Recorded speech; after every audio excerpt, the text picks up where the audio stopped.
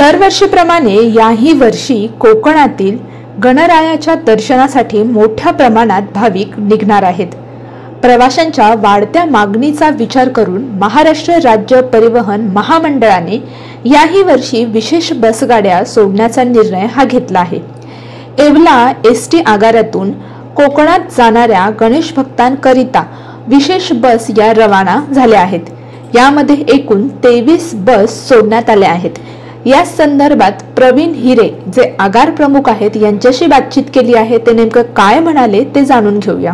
मी आगार व्यवस्थापक प्रवीण हिरे आपणास सांगू इच्छितो की गौरी गणपतीसाठी 2025 या सालात सुद्धा आपल्या येवला आगारामार्फत 23 बसेसचं नियोजन देण्यात आलेलं होतं। आपल्या नाशिक विभागातून एकूण 330 बसेस या गौरी गणपतीसाठी मुंबईहून कोकणाच्या विविध भागात जाणार आहेत। त्या अनुषंगाने आज आपल्या आगारातून आपण 23 बसेस सोडत आहोत।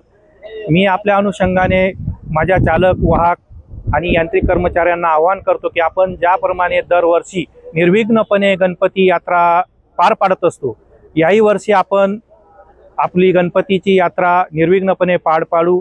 तसेच मी कोकणवासियांचा जो हा आनंदाचा सण आहे त्या कोकणवासीय प्रवाशांना आपल्या राप महामंडळाच्या येवला आगाराच्या वतीने सदिच्छा व्यक्त करतो आणि आपल्या मार्फत जास्तीत जास्त प्रवाशांनीही राप महामंडळाचाच वापर करून राप महामंडळास पुन्हा गतवैभव निर्माण करून द्यावे व जास्तीत जास्त उत्पन्नात भर पाडावी।